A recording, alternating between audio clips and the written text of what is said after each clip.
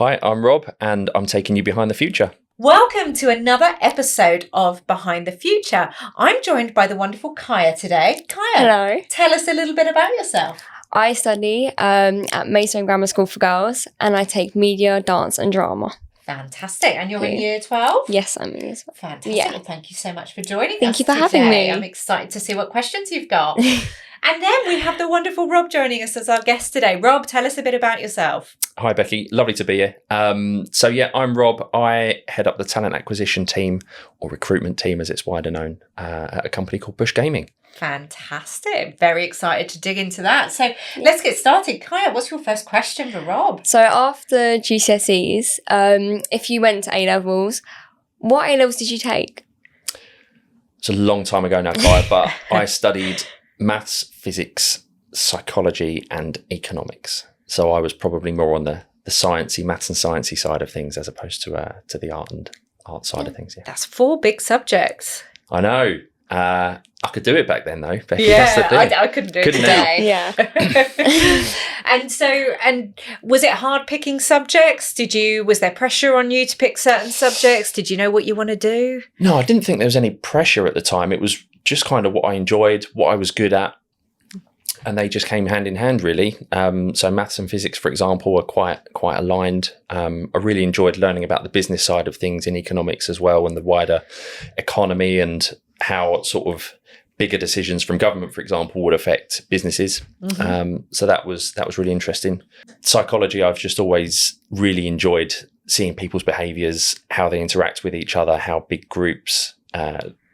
in big groups differ to when they're on their own and things like that. So psychology's always been fascinating to me. Well, it's just relevant to every job. Yeah, because we're not working with robots just yet. Not yet. So it's good that we know how humans work. So yeah, really good. And what happened next? Did you go on to uni or? I did. From there, I went to study sport and exercise science at university. So I've always been not good at sport, but I've always enjoyed sport. When I was younger, was quite good at football and tennis and things like that. So that was a really good opportunity for me to use like the maths and physics side of things, like studying the body and how it worked, and the sports psychology element from psychology A-level as well. Like it was just a really, really good fit for me.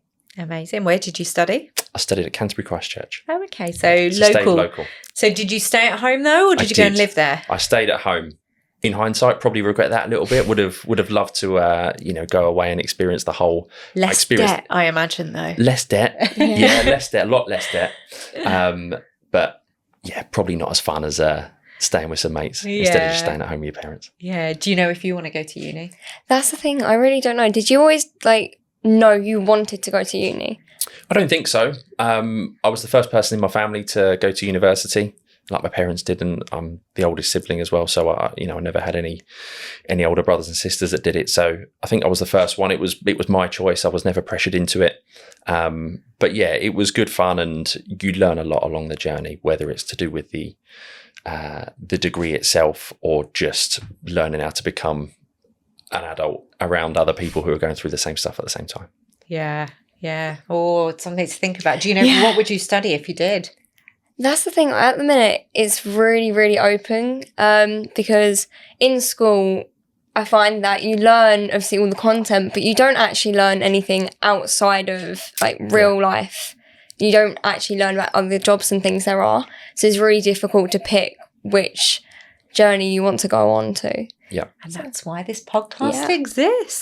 So hopefully we're telling you something about some of the jobs. So when you picked that course, was there a plan to then follow in the sports kind of arena? I think so. I mean, that was always, I think most young boys' dreams is to go and work in sport, isn't it? I think that would be awesome. It never quite played out that way. I sort of, about 6 months after graduating, did get a job in Medway Council's public health team. So it was very health and fitness related. And I stayed there for sort of 2.5, 3 years. So yeah, it kind of got me my first proper grown up job, So Medway Council, was Yeah, how was that working? Because again, you'd learned a bit about business and economics, and you'd learned about government and council. And what was it like working for the council? Yeah, that was really good. So that gave me a great grounding in working in projects, a bit of project coordination, project management, but also really puts you out your comfort zone because, and that's a really good thing, because I was working with a lot of local businesses to try and, I guess, improve the health of their workers across Medway. So that was the kind of aim of the project that I was working on. Amazing. So yeah, a lot of like smoking cessation courses and weight management courses and exercise courses that we'd roll out to businesses locally. Fantastic. That must have been very varied, and then getting to go into lots of different businesses. Yeah, exactly that. Very interesting. But that was good. It taught me just how to speak with people who, you know, when you're in your early 20s, you think are all these high and mighty people who are business owners and CEOs and stuff like that. So yeah, you kind of had to grow up a little bit quite quickly. Yeah. Although you do then realise they're just real people. Just absolutely normal people. And if you're just yourself and you're nice and polite, and it doesn't really matter. It's all easy, isn't it? Yeah. But it is. We do have this big like, oh, I'm scared to go in and talk to these people. You have the imposter syndrome throughout your career. Yeah. It keeps coming. Of course it does. I still feel like it sometimes. But yeah, so what happened after that?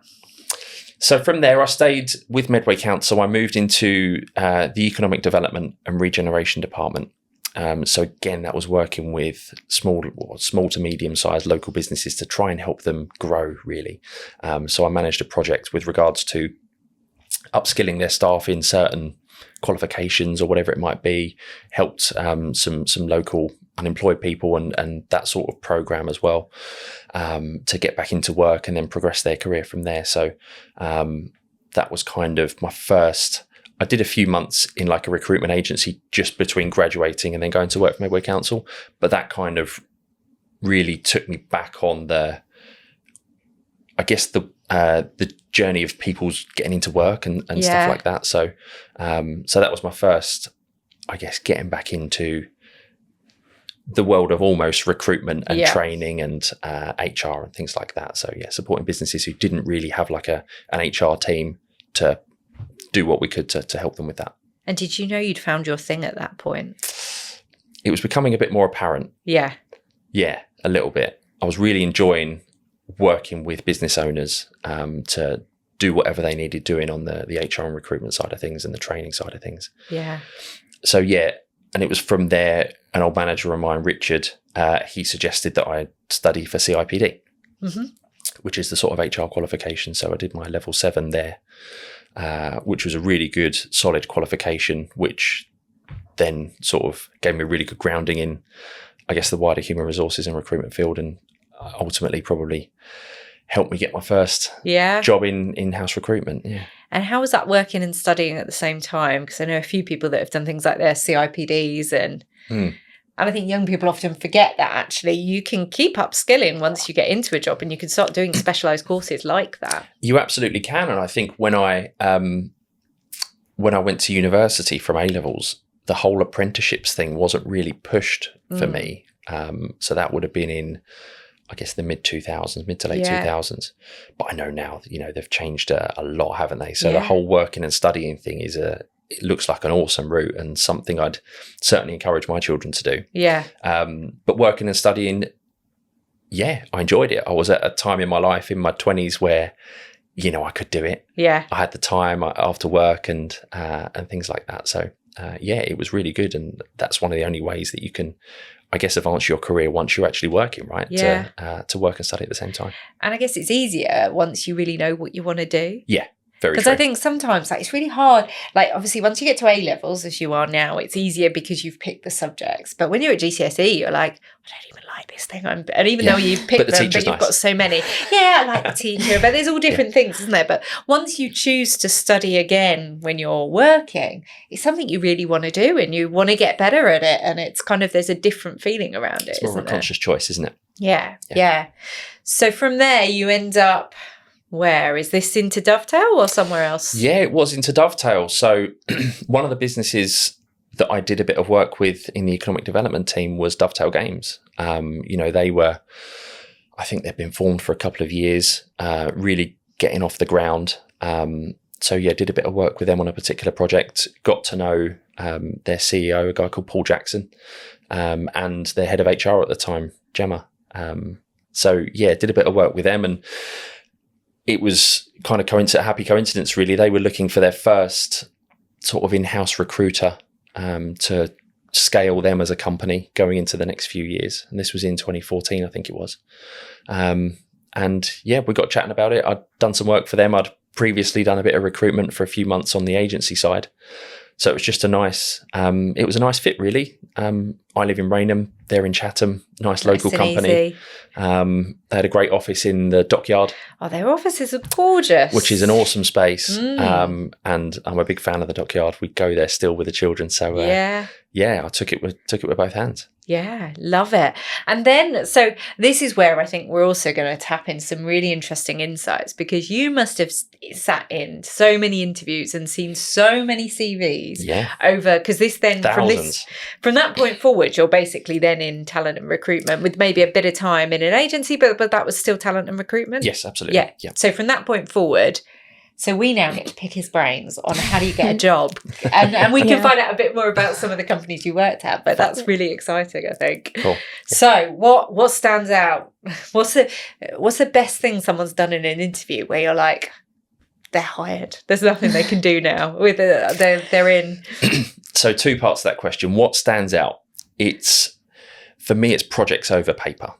What I mean by that, it's your degree, your qualifications, whatever it might be at that entry-level stage, that will get you onto a long list of candidates. Let's say we have 100 candidates apply to a job. That will get you into the top, 50 or 60 candidates, right, having that qualification. The projects that you've done, your portfolio, your GitHub repertoire, whatever it might be, and delving into something that has wound you up almost, that you wanted to fix, is a really good thing to put in front of a hiring manager. So if you come to us and say, I've got this degree in media or digital media or games design or whatever it is, great, fantastic. You're qualified for the job. But in terms of actually standing out, like, what have you done to put yourself ahead of the other 95% of candidates? How have you gone that extra step? One of the best things I've seen in an interview was, I think it was when I was with Dovetail, and we would there was a way that people could edit the games themselves and create their own content. So someone just basically said, it was in front of the hiring manager, and he happened to be the one that had designed this particular bit of the game. He just said, I didn't like that bit. It didn't work for me. So I changed it, and this was like, I feel that solution is better. And he put that to the hiring lead, and he was like, yeah, fair enough. That's a really good. It's almost like calling him out on his work, right? But some people probably wouldn't like that, but this person did and took it really warmly, and it was just a great way of doing it, really. So probably fixing something that you think is a problem is a really good way of putting yourself out there in an interview. That's a really good tip, isn't it? There's definitely some, because it doesn't have to be completely directly related to the business. It's to show that I've spotted something and I can do it. It's ideally related to the job, to show I've got the skills for the job. Absolutely. It could be anything, couldn't it? It just so happens this one was for the business, but yeah, you're right. It could be industry. It could be any video game, for example. Yeah. That they could have done it from. What's the worst thing that someone does in an interview? I mean, there are lots of things, but quite a common one is people are quite lazy with questions. I fully believe that interviews are a two-way process. They're a 50-50 process. Not only are we interviewing the candidate, but the candidate is interviewing us as a company, and take that opportunity to do it as well. So, boring questions like, what's the culture like here? Yeah. Or, what does the day look like? They're fine, and you'll get a generic answer. But I'd say having questions that are a lot more delving into what you're going to be doing. So, give me an example of something on the last game that you made that didn't go right. How did you fit? What happened? How did you fix it? That will, I think, really give you a lot better insight into what you're going to be doing in that job. Definitely. And how the company culture towards problem solving and everything like that is a lot better, I think. Definitely. My pet peeve, so we do a 4-day week here. Mm. And if that's the first question someone asks about, I'm like, oh, so you're trying to think about when you don't want to be at work. Let's talk about the job. Let's we can talk about it. And there are questions about it, because how does it work, etc. But if that's their first question, I'm like, oh, do you want to work here, or do you just want to work 4 days? Yeah, exactly. Is that why you're here for the interview? Because that's not what I'm looking for. So yeah, it's interesting. It's the same though. Like when we're pitching clients, I always say to the team, the questions we ask in that process show them who we are and how we think. And it's exactly the same in the interview. It's like, if you can ask really good, intelligent questions that really show you want to work here, and you're really assessing whether you fit in. That's it. Because you spend a lot of your time at work. Yeah. So it's got to be the right fit for you as a person as well. Definitely. And you've got to show that you've done your research, because otherwise you're just flying blind into a job that you might not like in a few months' time. Definitely. Are there any kind of preconceived things people have about working in the gaming industry? Because I guess a bit like people that want to get into football and whatnot. There are a lot of people that go, I'd love to work in games, and everyone's probably got their favourite game or favourite games. And people spend a lot of time gaming these days. They do. Is that a good thing if they're really into it, or is that sometimes? I tell you why. I worked. One of our clients at one point was Tottenham Football Club, and I remember her saying that if someone came to an interview as a diehard Spurs fan, that would actually turn them off, because they were too into it. Like they were too. And they couldn't really get past it. And like if they'd lost the game, and I think Spurs lose quite regularly, I hear. I don't know, I'm not into my football. But if they've lost a game, then actually like they bring that to work with them, and it really affects them. Whereas actually, like she was an Arsenal fan. I was like, an Arsenal fan working at Spurs? Yeah. But yeah, I wonder, can people be too into games, or is it attractive to you? I think for us as an industry, that's quite an attractive thing. Yeah. It shows genuine passion for an understanding of the subject matter. Yeah. Which is good. If you're designing a game, you can compare it to something else, or you can take things from certain games and a different mechanic, for example, and think, oh, that worked well in there. How can we bring that into this particular game development process? So I think it's good for our industry, but I totally get it for others. It might not be as appealing. And what are the types of jobs? Because obviously the obvious is someone's got to design the game, someone's got to build it. But what are the key big roles that actually people might not know about? Oh, I mean, the list is endless. So you've got QA testers, people who basically play the game repetitively day after day, looking for bugs, glitches, things that are wrong with it, and then reporting them back to the team. You've got your coders, programmers, developers, whatever you'd like to call them. They're the people writing lines of code or utilising tools like AI to write lots of code. And is that happening a lot at the moment? It's getting more and more. Yeah. Yeah, it's getting more and more. And it's really ramping up what development teams can do, which is really cool. Yeah.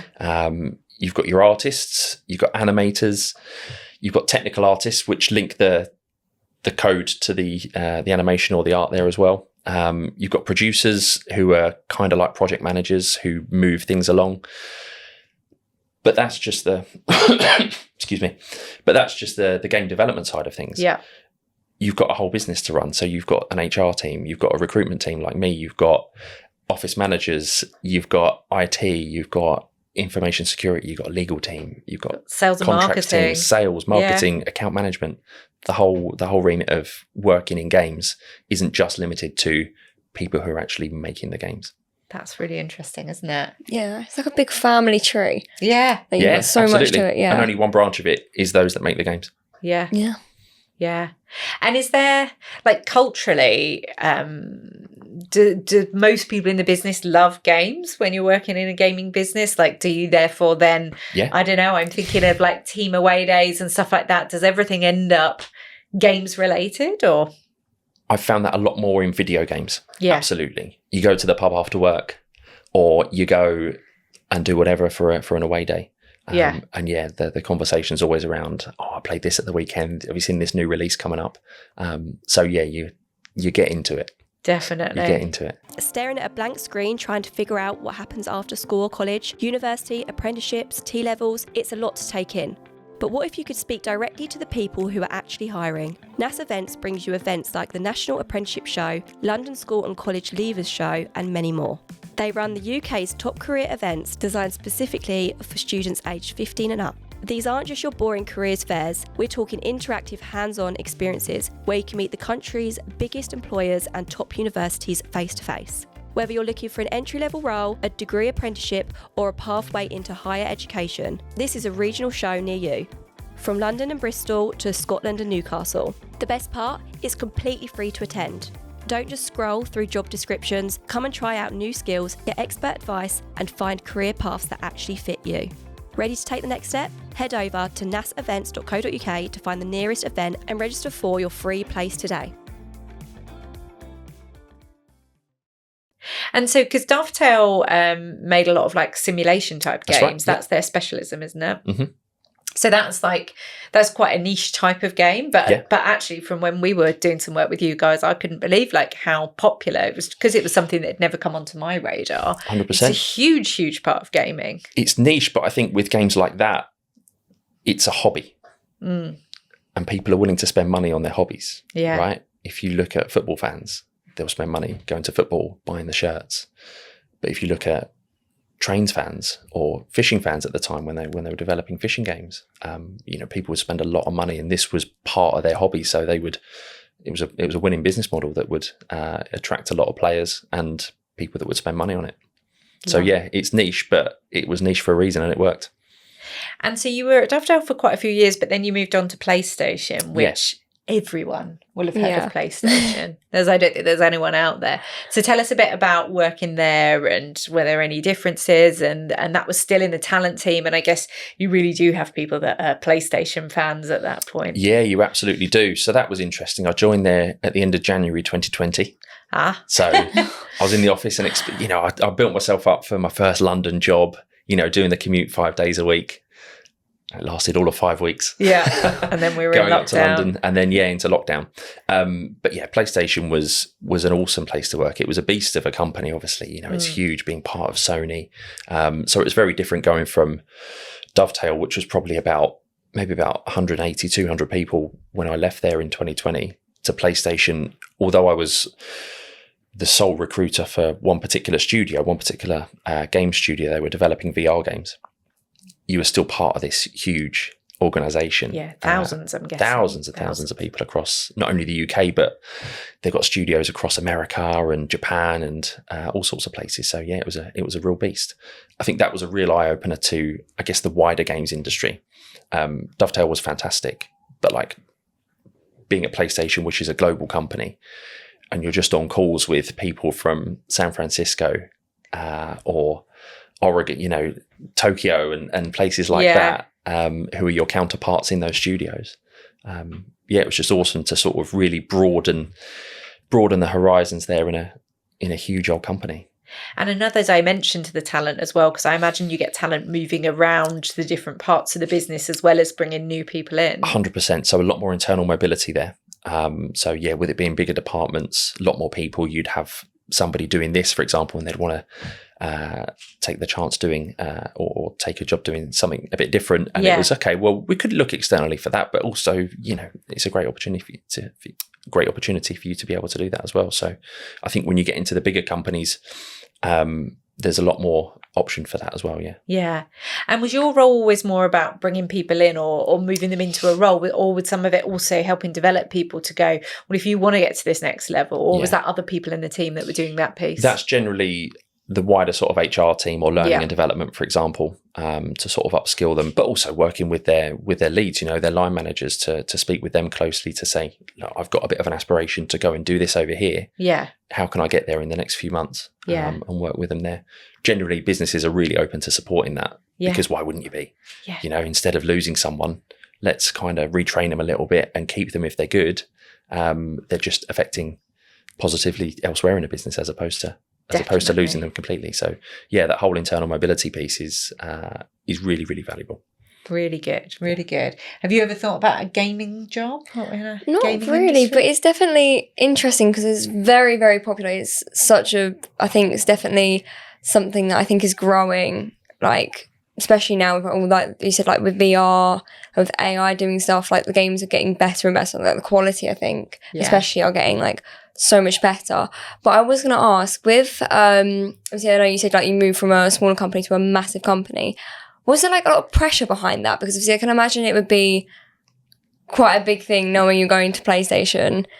So yeah, and just like Becky was saying earlier, that imposter syndrome never goes away. You know, when you progress in your career, you think, what am I doing here? How have I found myself here? Because it was only a few years ago I was doing my A-levels. Yeah. And was doing my degree. So, yeah, and I still get it now. You know, you walk into a room and you think, oh, God, I'm probably the least qualified person in this room that's talking about this particular subject. But you learn how to cope with it. You learn how to deal with it. And to touch on Becky's point earlier, as long as you're a decent person, you can speak with people and ask the right questions. You'll always pick it up. You'll always get on fine. Yeah. And I think also, having spoken to quite a few people that have worked in these big businesses, because I'm always like, oh, it's so cool. And like, it becomes just normal, doesn't it? Because that's where you go to work every day. Yeah. So people are like, you work at PlayStation? And you're like, yeah, I work at PlayStation. But I still just sit behind a laptop. Yeah. Just like you work at whatever company.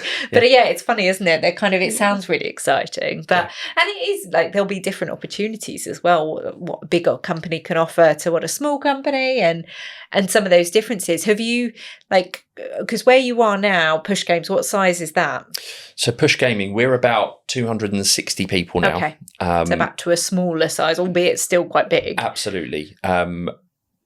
But we've grown a lot in the past few years since I've been there. So I was kind of brought on in summer 2023, just after they got acquired by MGM. Mm-hmm. So huge global sort of casino gambling company. And the aim was to kind of really scale the company over the next few years. So we've gone from about 140 people when I joined. Wow. So yeah, lots and lots You've of recruitment. Doubled. So that's been a big job for you then. It has. It's been a wild ride over the past few years, but it's been great. It's been really exciting. And the people there are fantastic. So yeah, it's been really, really good. And are there different skills that you're looking for now with the advent of AI? And obviously, so I hear a lot that anyone that's working in recruitment, and we feel it a bit here when we put jobs out, there's more CVs coming in than ever, more cover notes coming in than ever, but they're automated. They're not, like, they haven't really thought about it. But then also on the flip side, there's a lot of companies using AI automation to try and sift through that because there's so many.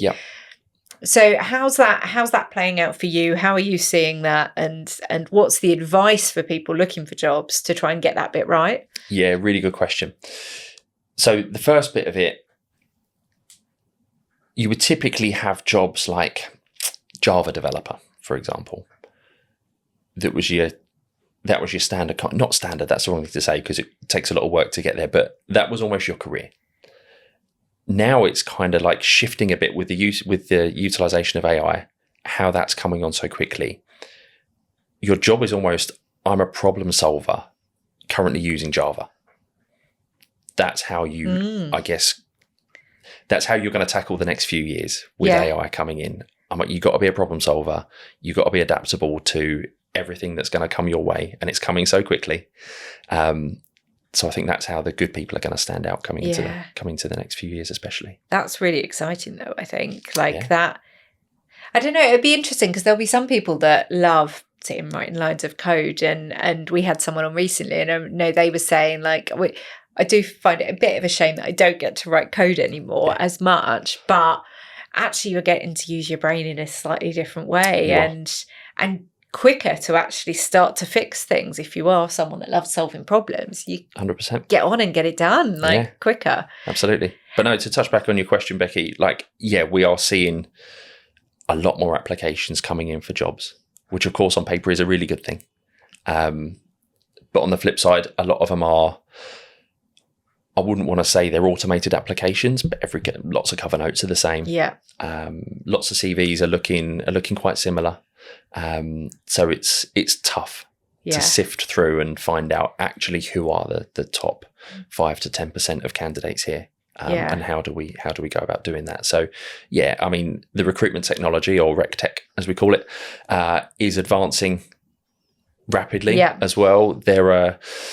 There's the sort of one-way interview tools there. I've been looking at a couple. We've not implemented any just yet, but there's stuff that will, so for example, I could say, and I think what it's going to do is it's going to enable a lot more candidates to be part of the interview process that typically are. You know, at the moment, if I've got, let's say, 200 CVs to go through, I'll probably pick out the top 15 to 20 that I would then go and have an introductory call with, which would probably take half an hour, for example. So it's a lot of time anyway. Yeah. But that's fine. You know, that's part of the job, and that's what I enjoy doing. I've got to enjoy speaking to people if you work in recruitment. But this is tools like this are going to enable probably the top 50 or 60 candidates as opposed to the top 20 to get a shot at, you know, taking part of the whole process, really. So from that side of things, it can be really good. There's a bunch of tools out there at the moment as well that is really helping us with the start of the funnel, we call it. Yeah. It's almost like a sales funnel, you know. So how can we headhunt better? Yeah. That takes time, you know, using the tools like LinkedIn that we have and previous applications that have come into our ATS, our applicant tracking system. It does take normally a couple of days to get a good shortlist pulled together, but there are tools now that you can invite to your kickoff call, your introductory call with the hiring lead. It will take notes. It will write Boolean strings. It will conduct those searches. It will send you an email in 20 minutes. Here's 20 candidates that match your screening call. Wow. So then go out and reach out to them, and it saves a lot of time. So that also says to me that people need to be making sure that when they're in a job, even if they're not quite looking, they should always be keeping their LinkedIn up to date, etc., because those tools might be scouring, spotting. That's exactly what they're doing. So even if you're not quite in the market, but actually you might want to get headhunted for a really cool job, you've got to keep your LinkedIn fresh. And you do. But also for students, you know, LinkedIn is a great platform. It has been the biggest platform for years for this sort of stuff that we as recruiters use. So any projects that you're doing, anything you're proud of, any voluntary work, it needs to go on your LinkedIn page, because if we're running a search for proactive junior marketing execs or whatever, you know, whatever it might be. Yeah. Here's people that have done voluntary work. Here's the projects that they've uploaded, and here's the quality of their work. It's more likely to show you up. Definitely. And get found. I think a lot of young people don't realise they can be on LinkedIn while they're still kind of in their last years of studying, but it's like you absolutely can. Are you on LinkedIn yet? Not yet. No. Maybe after today though, because this is a cool project to be able to share on LinkedIn. So you absolutely need to get on there for that. Becky and I should be the first LinkedIn connections. Yeah, and we'll both accept. There you promise. Go. We promise. I was going to say as well, for young people, like specifically, do you have like any like examples of projects and things of balancing out studying and doing like projects? Have you got any like advice you could give, or literally anything with putting up? Obviously, I know you said about when you apply for a job, projects stick out. If you do stuff like with your passion, it sticks out. Have you got any advice people could do for projects? Yeah, that they could do. Yeah, I'd say something that you're really passionate about. Because why not? It's an easy start, right? You're studying, is it drama? Yeah. And what was the other one? Dance and media. Drama, dance and media. Yeah. So you could pick something dance related, yeah, and you could do a project on that. And that's when you start to build out your portfolio. There's lots of websites that can host portfolios for you. So that's a really good start. You don't need to build your own. But having that, and then you can put that portfolio link on your CV, for example, if you apply for a job. Okay, here's my CV, here's my portfolio, and this is me showing you that I've done extracurricular work. I'm willing to put the effort in. This is the quality of it, which I'm sure is very good, Claire. And that's just one of the many ways that you can, one of the few ways actually that you can stand out to one of your first employers. I always think like for jobs here, like marketing-led jobs, we often see young people are like, I had a job in a coffee shop and I started managing their social media because they weren't doing a very good job of it. And I said I could help. And then that's like a project. They've kind of helped do something like that. And it's like, oh, great. So you spotted an opportunity and you've turned it around. And also you've got some data and numbers behind it of they used to have 200 followers. They've now got 1,000 or whatever it might be. Yeah. And it's solving a problem for someone, right? Yeah. Yeah. Which is exactly what business owners want, I would assume. Yeah. So, and it can even be for family members. It can be, and actually some of the projects that you'll have done throughout your courses, you can pull those out to be things. I think that's the thing. School doesn't ever teach you how to talk about the skills that you've learned. It teaches you very easily to say, I got this grade in this subject, and this was what I had to do to get that. I had to do an exam and coursework, etc. But it's like, what are the skills? What did you bring to the table? How were you able to do that? And especially thinking your dance, your drama, there's a lot of skills you're going to be using there, working with others. Like all of that is working together, isn't it? You're a team, a dance troupe, or whatever it might be. And it's how do you start to talk about those skills, isn't it? Yeah. And it's how do you demonstrate business value from that as well? Yeah. You know, you'd know better than anyone, Becky. If you're taking on a junior, for example, at a cost of, I don't know, maybe 25 up to £30,000, how does that person demonstrate that return on investment? Yeah. How does your business make that amount of money and maybe more from hiring someone? Yeah. Because that's what it's mostly about. That's what it's all about, isn't it? Yeah, because actually if it's not going to work like that. And are you seeing less junior roles at the moment? Because I guess that's the thing that people are talking about off the back of AI. Yeah, a little. I think, the past 6 to 12 months especially, I think businesses are really starting to embrace AI and see where it can add value. At the moment, it's taking a lot of menial is the wrong word, but a lot of kind of admin tasks and the repetitive things, that's the word I'm looking for. Yeah. Which, you might argue that was what juniors did. Yeah. But there's got to be a time where that balances out and hiring for juniors certainly comes back into the fore and I think what's going to be really important is that junior people at the beginning of their career are on board with AI.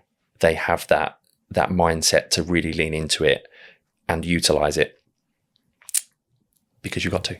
Yeah. Because it's not going away.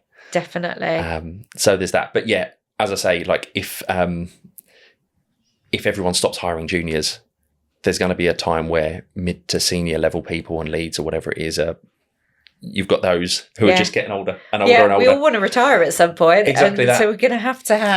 It was interesting. I was at a conference this week and I had a room full of 100 IT leaders and we were talking about AI. And I said to them, I really implore you to go away and think about how you can create pathways for young people, because part of the reason you need to do this is you don't want to be here at some point. You want to have retired and go live on a beach somewhere. And that's not going to happen if you've got no one to replace your skills in the business. For sure. So yeah, I think we're going to have to be deliberate about it though, and really think about it and think about how, because I think one of the tricky things with AI is it gives you experience you haven't had, because it can help you answer things that you didn't know yourself. So it's like, how do we help the young people make sure they're actually gaining that life experience as well, so that they've got the right critical thinking to work with AI properly, rather than just be a parrot to what AI has told them? How do we make sure young people are getting the experience themselves that we've all been through from a time where we didn't have AI? Yeah. I mean, I still just about remember a time when we didn't have Google. Yeah, and it was pretty rubbish. It was Ask Jeeves was the original. That's where it all started. You asked this, which only recently stopped. Function, didn't it? Yeah, I mean, I haven't used it for years, but it was pretty naff back at the beginning, and it has just got better and better. But yeah, I think we're going to have to be deliberate about helping young people, because otherwise, it is the obvious thing is that some of those jobs are going to be disappearing. It's. There'll be people fighting for you guys to have jobs, though. I'm sure of it. Oh, 100%. And it's, this, I don't want this to sound all doom and gloom, because there are still thousands of companies out there that are hiring to junior roles, and there are so many opportunities. I think what I'm trying to get across is you need to have the mindset that you need to work very much with AI. Yeah. And lean into it and play around with it at home, and get it to do some projects for you, and again, demonstrate. That can be another thing for your portfolio, right? I've used AI, I've used Claude or Gemini, whatever it might be, to develop this, and this is what I can do. Yeah. How would you suggest using AI in planning for an interview, doing your CV, etc.? to a point that it's still you and doesn't come across as AI? Like what have you seen people doing that works really well? Yeah, good question. So you can certainly use AI you can ask questions about a company, about its performance, about the markets it's in, about who its customers are, and extract a lot of value from that. So you get a lot more that would take you a long time to research all of that, right? There's probably stuff on the website, but this can glean it in seconds. Yeah. So by utilizing all of that information that it gives you, that's when you can just really start to think about some interesting questions that you can ask in an interview about how am I going to add value to the company, or this was the last game that you made. What troubles did you have with it? That was an awful answer. Sorry. No, it wasn't. I'll go back again. So you can really start utilizing it to dig out the information, extract the information for you to just formulate some really good questions for that interview, get a lot more context in terms of what the business is doing, understand how you as a person can add value to that business as well. Yeah, it's that. Because actually, previously, if you wanted to practice interview questions, you'd have to pull mum, dad, friend, someone. But actually now, and you know what, some of them, so I've been playing with Gemini, can take voice recordings. So you could ask Gemini, could you give me some good questions that you think Push Gaming might ask me in my job interview? Exactly. And then you've got your questions. And then you could record a voice note of you trying to answer them. And then you could give that to Gemini to say, how do you think I did? I'd like to know what you think about the content, but also, how did I sound? Did I sound confident? How could I improve that? And you suddenly have how's my timing? Coach, yeah. How's my timing? Did I sound panicked? And obviously on the day, you're going to feel a bit different because you're going to feel a bit nervous. But also, I always try and tell candidates, please try and leave the nerves at the door, because this is your interview as well. Like, this is, as you said earlier, it's a two-way street. Yeah. And actually, if you're really nervous, you might not get to ask what you want to ask because you're kind of just can't wait to get out of that room. Yeah. Whereas actually, be in the room, be present, be you, and ask some good questions. But I think, AI can really help with that, can't it? Yeah, it can. And just to touch on your point there as well, you do notice that people who have just come out of school or just out of university and this is one of their first interviews, nerves play a part. And that's fine, that's totally human nature. But as I say, it is the people who demonstrate themselves to be good people, interesting people, who have a passion to want to work at whichever company it is. And this is what I can show you that I can do. They're the ones that are that will succeed. Definitely. I mean, nerves show that you care. Yeah, for sure. If you're not nervous, it's slightly strange sometimes, especially if you're young. It's like, oh, okay. You don't You're want to be really too blasé. overconfident. Yeah. Like, do you actually want this job? Like, a bit of nerves. But actually, normally they melt away after a couple of minutes when you started talking and you're like, oh, it's just another human I'm chatting to. And they're asking me interesting questions that I've kind of already predicted because AI has helped me. Because actually, that's the thing. I think it's like trying to take away the unknowns of the interview. Exactly. And feeling more confident. And 50% of the time, the hiring manager would have used AI to figure out what questions to ask, so they'll probably marry up anyway. 100%. Definitely. Just a quick note from me. We'd love you to hit the subscribe button. This helps us more than you might realise when it comes to growing this podcast, ensuring we can bring you the best guests possible. Thank you. Back to the episode. Have you had any interview type scenarios as yet? Not yet, because I think most companies, especially because with school, it's very much you just do like whatever you can just to get a bit of money or just to get that experience. Because now you need experience to get a job. Yeah. And most of the time it's been, especially with Wagamama's, they made us do like a whole entire like segment where it's sort of like we get put in a scenario and then we'd have like multiple choice questions to sort of match our personality to the job. So I think that is the thing. I've noticed a lot of things are more online now. Yep. Like, what could you do to, obviously I know in an interview you can like show yourself out, but before that it's getting to that interview seems to be something that is quite difficult. It's really difficult. Yeah. So it's really difficult because you're just a CV. web page, aren't Yeah, you? You're just a CV. Piece of paper or whatever, yeah. Yeah. So I'll just go back to the point I made earlier about demonstrating this is what you do outside of school. this is the passion that you bring to whatever job it is. Here's my portfolio to prove that I like your company and the surrounding kind of industry that it's in. But each job's different, right? Wagamama, for example, it's retail, and those more personality-based questions to ensure that they're probably, because it's a bit of guesswork at the start of the process there, they're probably going to employ somebody who's extroverted, outgoing, a good people person. Yeah. And that's hard to get across in a CV, right? That's a lot more to do with those personality profiling questions. Yeah.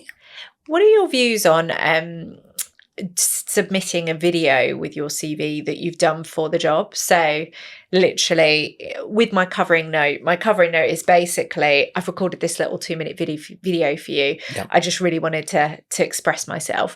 And then it's just a 2-minute video that's like, ideally, I know it's for Rob. Hi, Rob. Yep. I'm so excited about Push Gaming for X, Y, and Z reasons. This is why I want the job. Have you seen many people doing that? Does that stand out? Funny you should ask that, because we've just recently started implementing a video section on our application, our online applications. This particular role, it's for a business development manager. So you'd expect people who are salesy people to be able to do that, record a 1-minute, just a quick introduction video to give us an example of, they're quite outgoing, they're able to speak with people just off the cuff. So we're starting to implement a bit more of that, and that's probably only for certain roles. You wouldn't do it for an artist or for a programmer or other roles like that that are a bit more technical. But for a role that is going to be personality based, largely. Don't get me wrong, it's also based on results, but the results come from personality generally in those salesy roles. I think that's a really good way of approaching it. But if somebody does it ad hoc, what a great way to stand out. Because video calls are here, and they've been here for 5 or 6 years now, and they're not going to go away because of remote working and hybrid working and things like that. So being able to demonstrate that at a junior level you're happy with yourself being on camera, and you can record a message that's put yourself well out your comfort zone, probably. Definitely. I struggle to do it still. That's a good way to do it. No, I think it's a really nice idea. And actually your generation are probably more comfortable being on camera and just filming it on your phone. It doesn't have to be anything fancy.